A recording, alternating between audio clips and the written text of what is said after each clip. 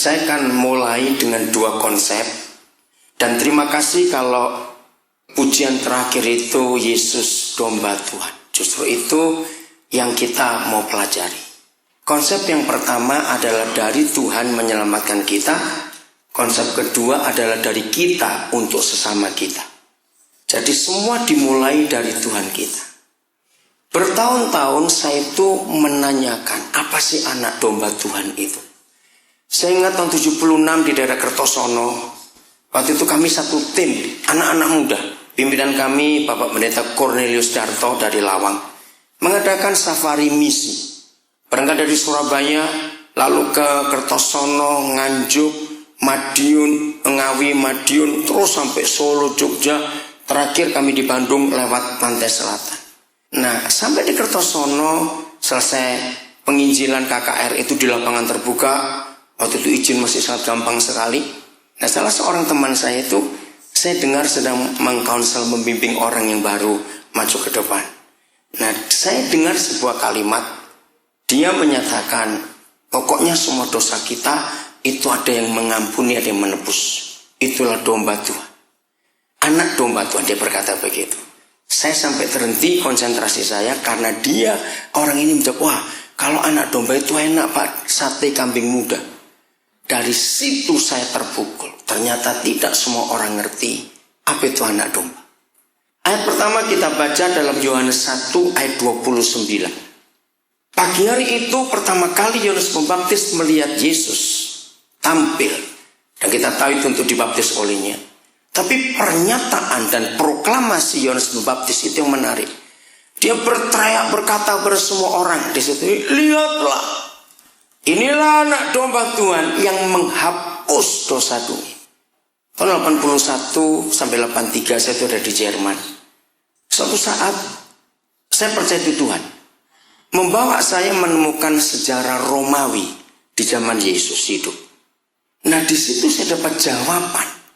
Apa itu anak domba?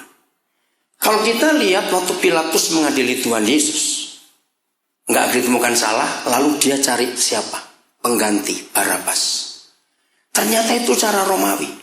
Siapapun yang terhukum, asal ada yang mau ganti, yang terhukum bebas, yang ganti ini. Nah zaman itu pengganti ini, substitutnya itu adalah anak domba istilahnya. Jadi kalau ada di antara kita punya keluarga terdakwa, langsung kita tanya siapa anak dombamu yang jadi wakilmu nanti ini.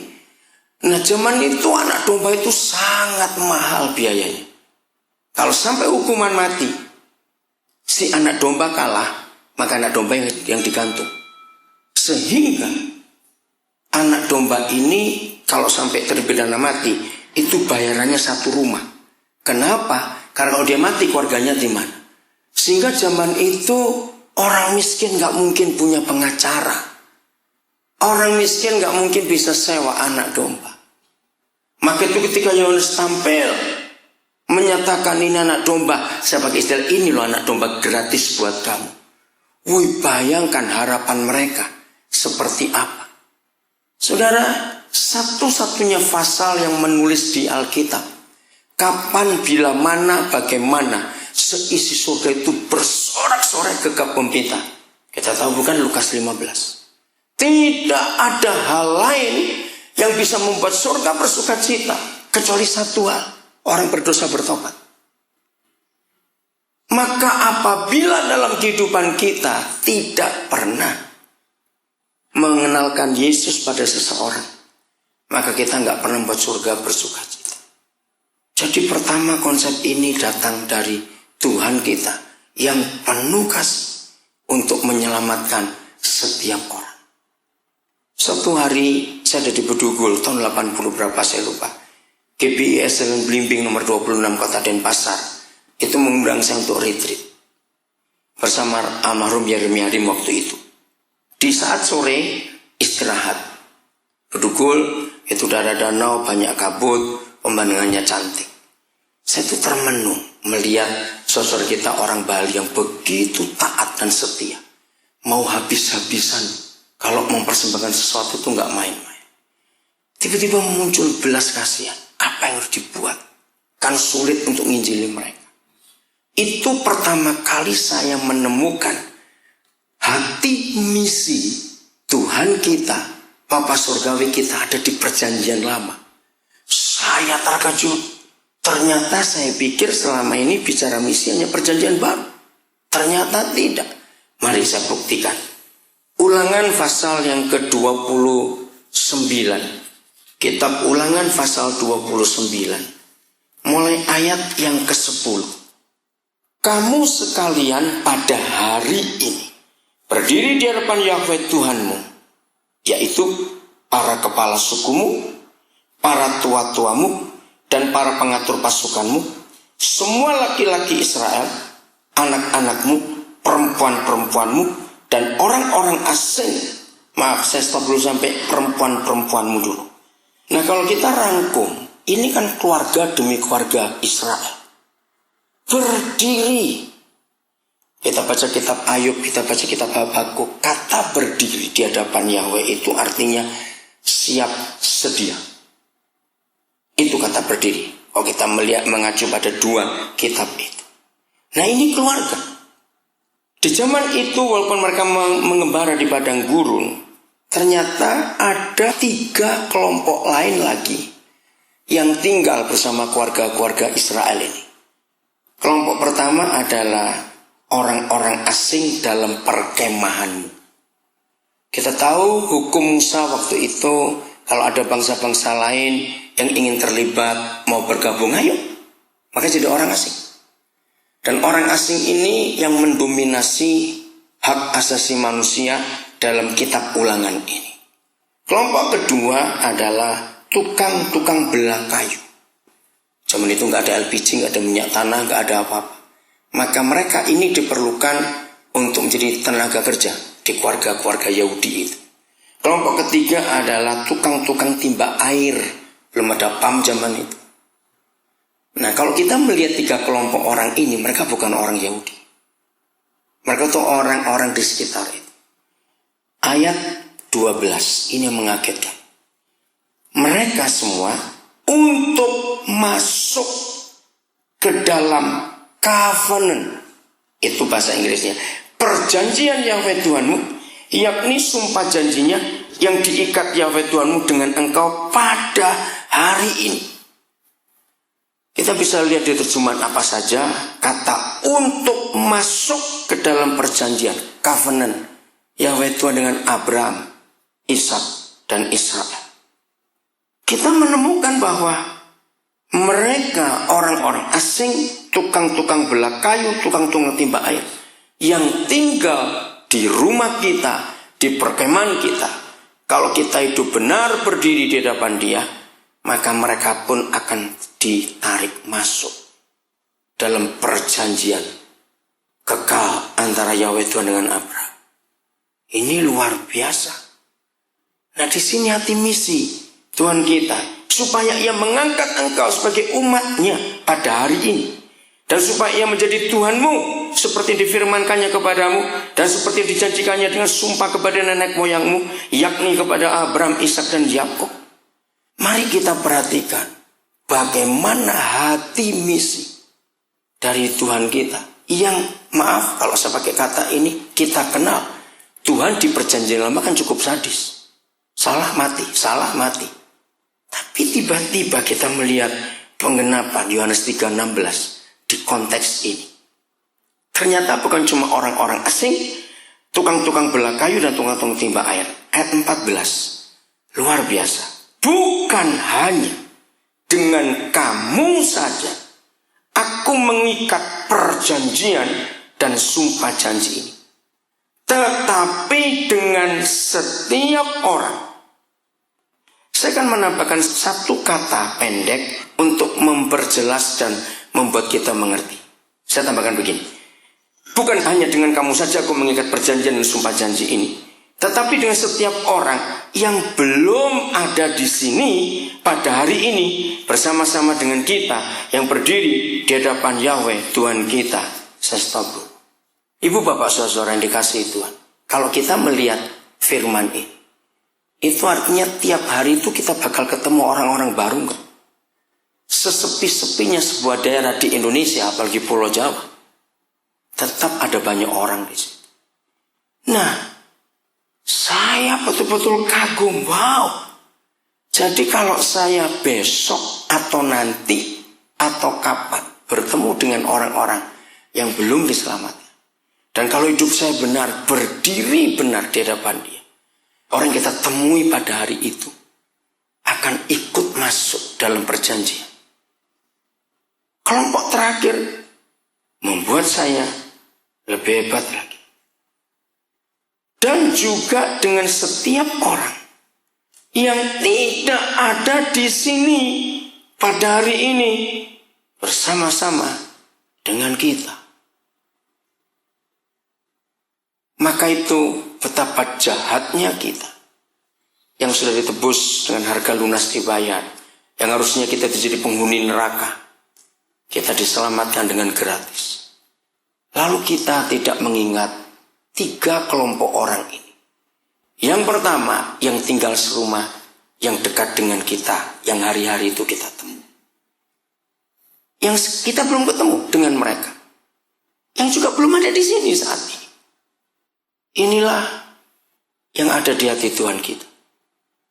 Konsep kedua, sekarang dari tugas kita. Saya akan baca dari Wahyu pasal yang ke-5. Wahyu pasal yang ke-5, ayat yang ke-9 dan 10. Dan mereka menyanyikan suatu nyanyian baru, katanya, engkau layak menerima gulungan kitab itu dan membuka meterai-meterainya, karena engkau telah disembelih, dan dengan darahmu engkau telah membeli mereka, telah membeli, past perfect tense, telah membeli mereka bagi Tuhan dari tiap-tiap suku, tiap-tiap bahasa, tiap-tiap kaum, dan tiap-tiap bangsa.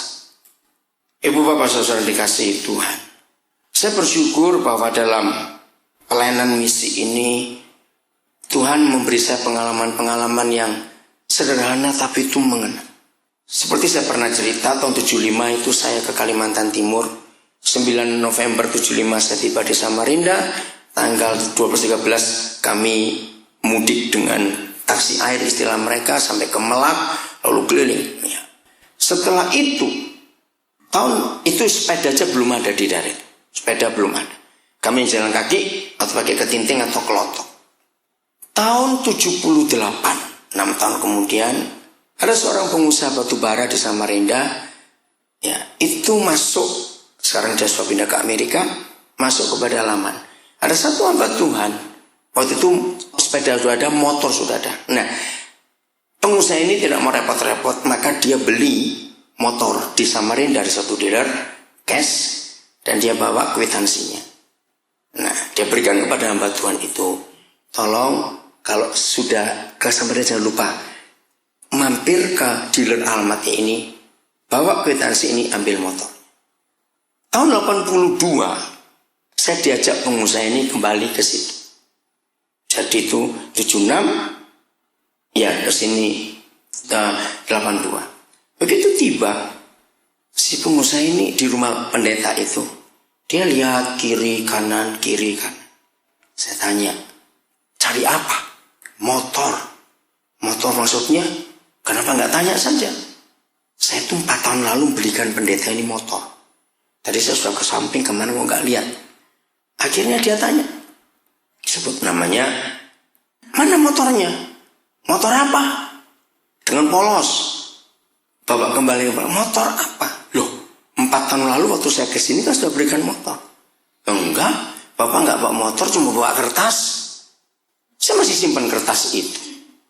Begitu ditunjukkan kwitansi 4 tahun yang lalu, pengusaha ini geram, marah, tapi tertawa juga. Saya tanya, kenapa? Saya itu sudah berikan dia ini motor. Dan kwitansi sudah ada, saya maksudnya untuk ambil, saya nggak mau repot-repot.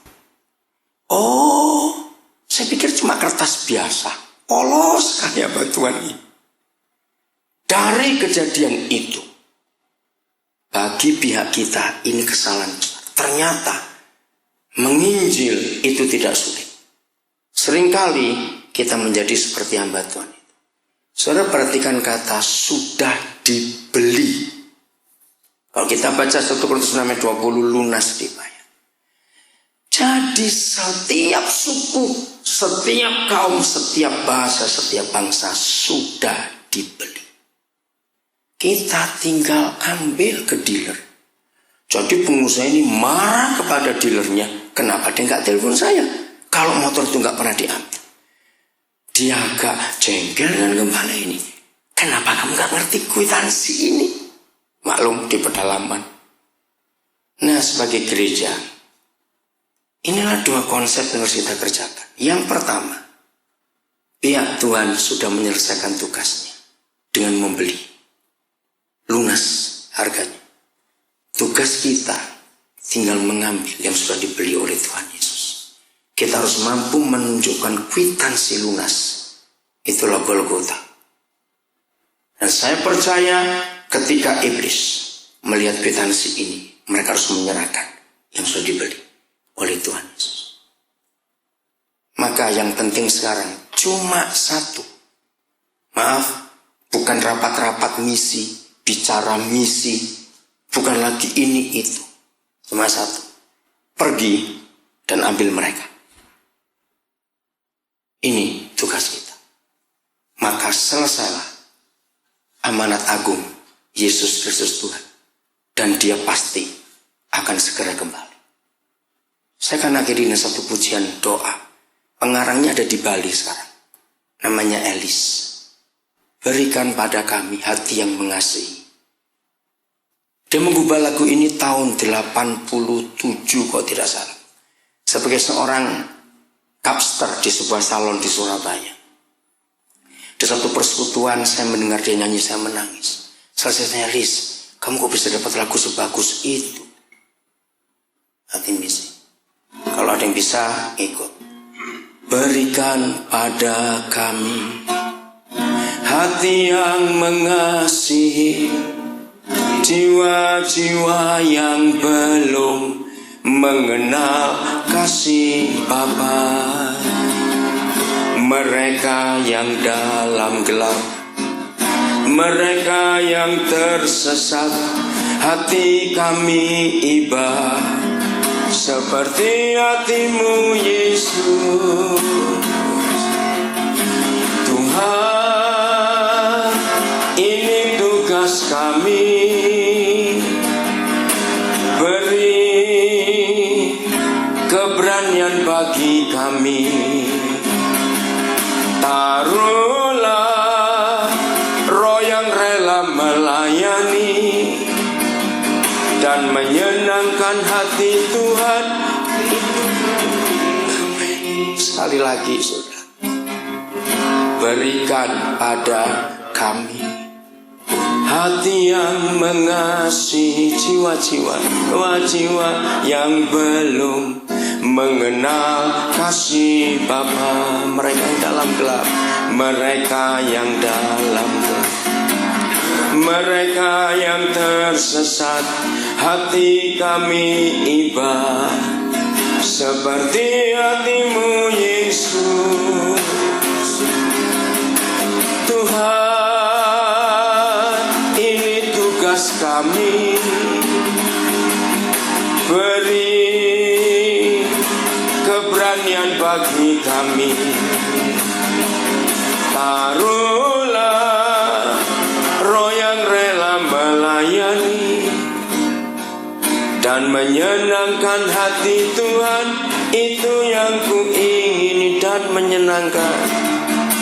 menyenangkan hati Tuhan. Itu yang kuingini. Mampukan kami Tuhan Yesus untuk berani berkata seperti saudara kami Paulus, celakalah aku apabila aku tidak memberitakan Injil. Seringkali kami hanya berkata, berwacana, menyanyi, menyenangkan hati Tuhan. Firman-Mu memberitahu kami menyenangkan Tuhan dan surganya satu, kalau kami bisa membawa satu orang berdosa diselamatkan. Terima kasih kalau Bali, Indonesia menjadi tonggak sejarah Di pulau ini, kekasihmu itu mendapat visi HG Institute yang sampai hari ini punya dampak besar di dunia. Berarti Bali dan Indonesia punya tempat khusus di hati Tuhan. Kami tidak pernah memilih untuk lahir jadi bangsa Indonesia. Tuhan yang memilihkan kami untuk jadi orang Indonesia. Itu sebabnya kami berhutang kepada bangsa kami sendiri. Satu-satunya negara di dunia yang jumlah sukunya, bahasa, budayanya terbanyak. Kami bangga menjadi orang Indonesia. Kami bangga menjadi rekan sekerja Yesus. Kami bangga untuk panggilan misi yang luar biasa. Terima kasih untuk FDS. Sisa 2 hari lagi.